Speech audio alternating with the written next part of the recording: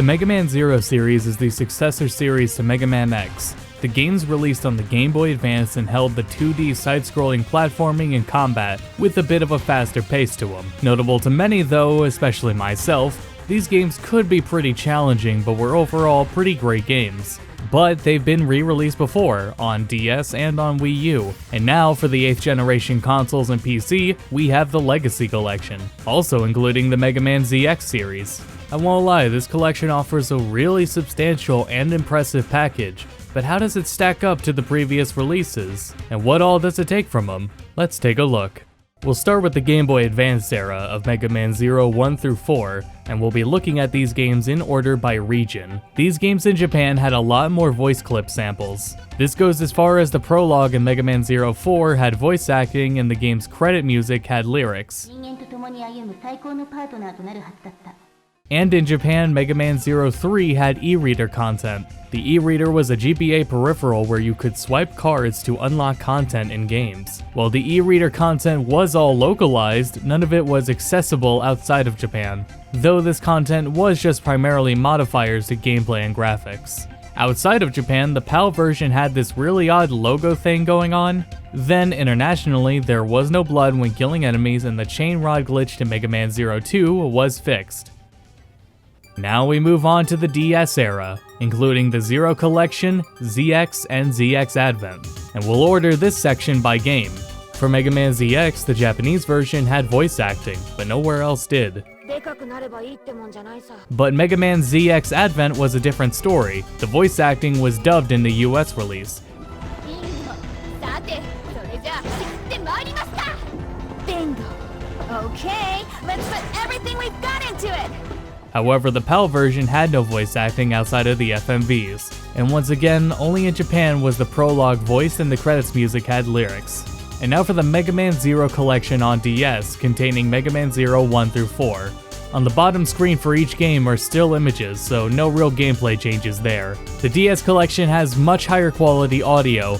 It's a real step up from how the game sounded on the GBA.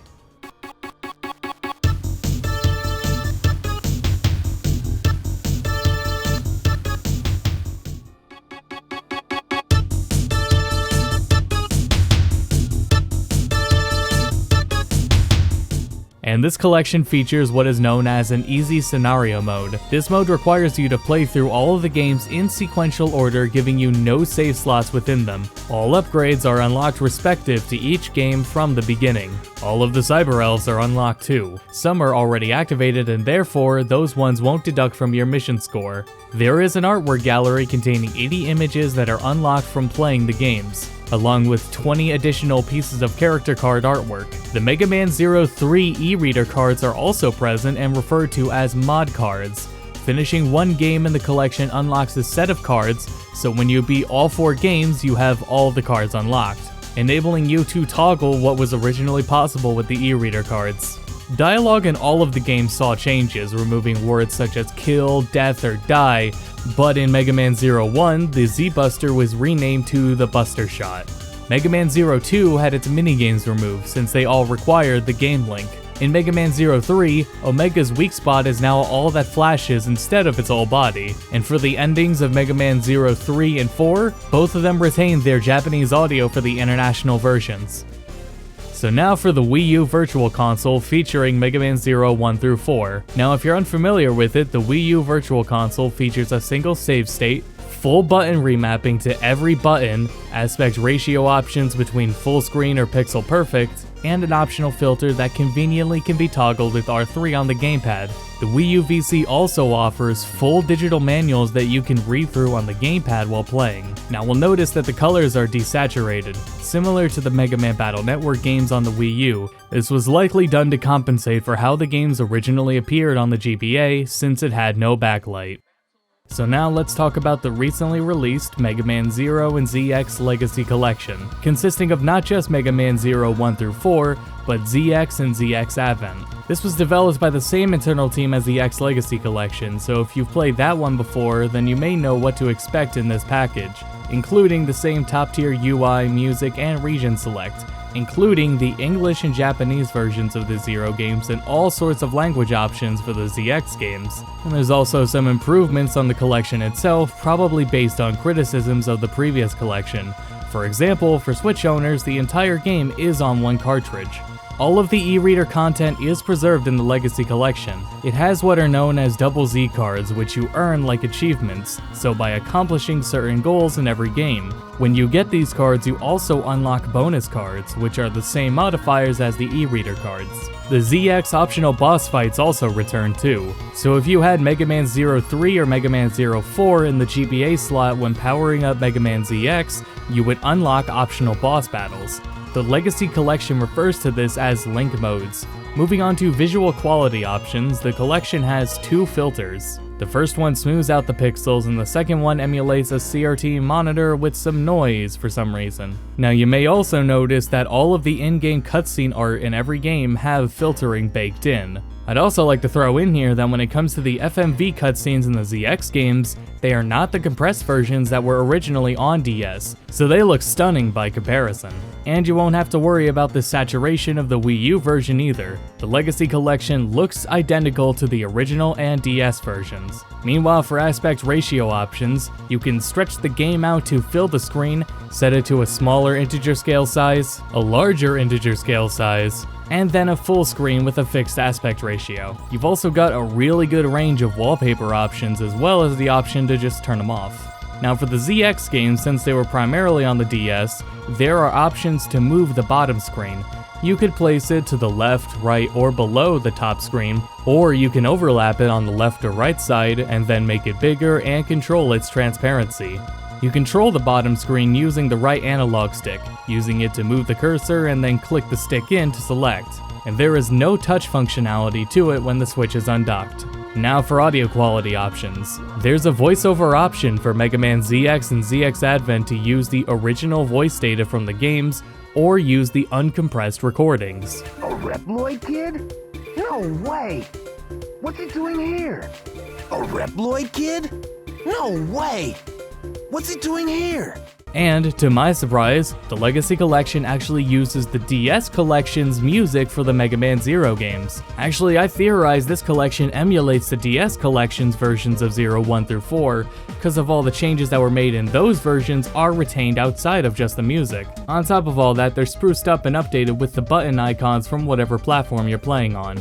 Right, so now moving on to controls. You can remap inputs to almost any button on your controller except the triggers. This was a choice that kinda makes sense for Xbox and PS4 controllers, but would have been nice on Switch. And meanwhile, if you're playing the PC version on keyboard, you're actually limited to which keys you can map inputs to. And while we're at it, the input latency in the X Legacy Collection was pretty notorious, so I've gone ahead and done a test and comparison of input latency between the two collections on Switch using the official Super Nintendo Online controller. Sure enough, the results showed a good improvement by my rough test, about 2 to 3 frames less input latency. I don't have the other versions of this collection to compare it to, but it definitely does seem that improving input latency was something the devs set out to do. Now in this collection, instead of easy scenario mode, you're offered casual scenario mode. You're once again handed all of the elves and max upgrades, though now you aren't forced to play in a set order. So now you can save on your own, but your casual scenario mode saves are still kept separate from the normal mode saves. And also keep in mind that some achievements in Double Z cards can't be unlocked in casual mode.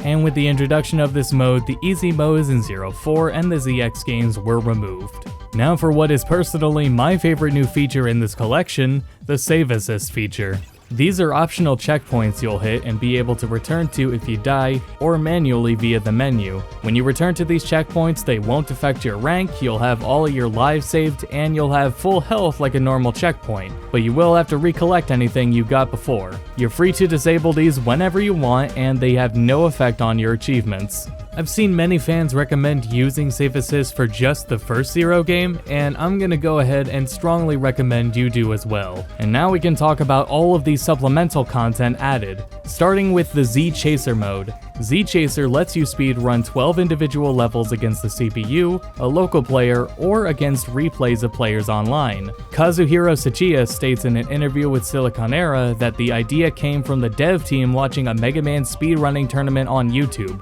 The excitement and passion the runners displayed made them wonder if they could recreate this experience for everyone with the mode. You have more health in all your weapons, and you have infinite lives, and time continues between deaths. And what's really cool is that boss health saves between lives, so if you were one hit off, you can run back into the room and get the last hit in. But again, you're fully decked out with all of your upgrades, so killing some enemies should be easy if you know what you're doing. And now for the gallery and the music player. The gallery contains over 650 pieces of artwork, illustrations, and concept art. Tsuchiya stated that they pulled all the art they could from Capcom's libraries, including additional pieces they found over the course of the collection's development, so some pieces of art can't be found in the Mega Man Zero official art book. But the music player contains all of the original soundtracks for the games, totaling over 200 songs, and has looping options, and you can mark certain tracks for My Music, which you can then play while looking through the gallery. Overall, I'm really impressed by the quality and polish of this Legacy Collection, and glad that Capcom could do these great games justice in making them far more accessible to everyone. I think going with the DS versions of 1 through 4 was a very good call, and all of the numerous improvements from controller mapping to the multiple versions are really welcome to make this collection worth the money. Every version of these games are playable, but factors such as visual preference, importance of binding buttons, portability, or even your desire for an unaltered experience may influence which version you want to play. Though if you were asking me, then I'm gonna point you towards the Legacy Collection. Now thank you all for watching. Please feel free to share your opinions and thoughts in the comments about the games themselves or about the collection. And in the meantime, you can find me on Patreon, and I like being on Twitter. Stay tuned for more port reviews in the future, and I'll see you all next time.